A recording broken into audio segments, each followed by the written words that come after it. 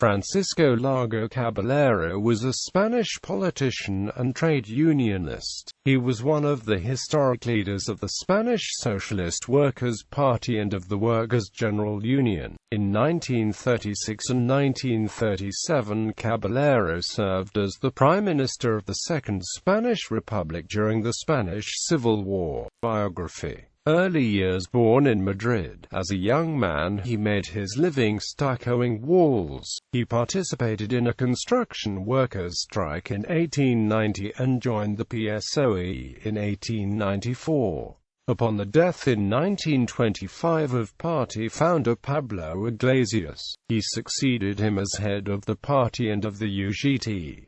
Political career. Moderate in his positions at the beginning of his political life, he advocated maintaining a degree of UGT cooperation with the dictatorial government of General Miguel Primo de Rivera, which permitted the Union to continue functioning under his military dictatorship. This was the start of his political conflict with Indalecio Prieto, who opposed all collaboration with the dictatorial regime. He was Minister of Labor Relations between 1931 and 1933, in the first governments of the Second Spanish Republic, headed by Nicetool Carla Zamora, and in that of his successor Manuel Azana. He enjoyed great popularity among the masses of workers, who saw their own austere existences reflected in his way of life. In the elections of the 19th of November 1933, the right-wing Spanish Confederation of the Autonomous Right won power in Spain. The government, nominally led by the centrist radical Alejandro Lerroux, was dependent on CEDA's parliamentary support. Responding to this reversal of fortune, Largo abandoned his moderate positions, began to talk of socialist revolution, and became the leader of the left wing of the UGT and the PSOE. In early October 1934, after 3 CEDA ministers entered the government, he was one of the leaders of the failed armed rising of workers, which was forcefully put down by the CEDA-dominated government. He defended the Pact of Alliance with the other workers' political parties and trade unions, such as the Communist Party of Spain and the anarchist trade union, the Confederación Nacional del Trabajo. Once again, this placed him at odds with Prieto. He declared that he, Largo Caballero, shall be the second Lenin, whose aim is the union of Iberian Soviet republics.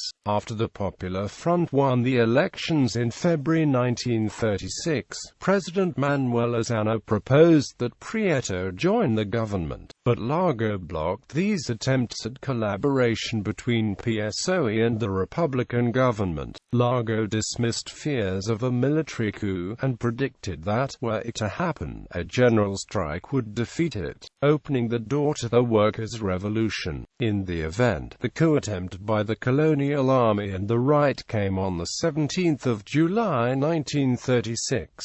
While not immediately successful, further actions by rebellious army units sparked the Spanish Civil War, in which the Republic was ultimately defeated and destroyed. Prime Minister of Spain on 4 September 1936, a few months into the Civil War, Largo Caballero was designated the 134th Prime Minister and Minister of War. Besides conducting the war, he also focused on maintaining military discipline and government authority within the Republic. On 4 November 1936, Largo Caballero persuaded the anarchist Confederación Nacional del Trabajo to join the government, with 4 members assigned to junior ministries including Justice, Health and Trade.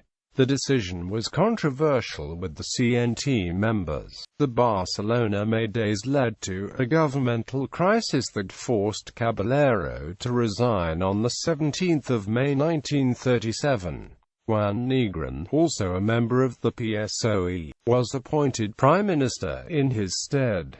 The cabinet, formed on 4 September 1936 and reshuffled on 4 November 1936, consisted of exile, death, and legacy. Upon the defeat of the Republic in 1939, he fled to France. Arrested during the German occupation of France, he spent most of World War II imprisoned in the Sachsenhausen-Oranienburg concentration camp, until the liberation of the camps at the end of the war. He died in exile in Paris in 1946. His remains were returned to Madrid in 1978 after Franco's death in 1975. His son, Francisco Largo Calvo, was imprisoned by the Francoists at the start of the Spanish Civil War and spent the entire war behind bars under the threat of execution. Largo Calvo fled Spain to Mexico in 1949, where he resided until his death in 2001.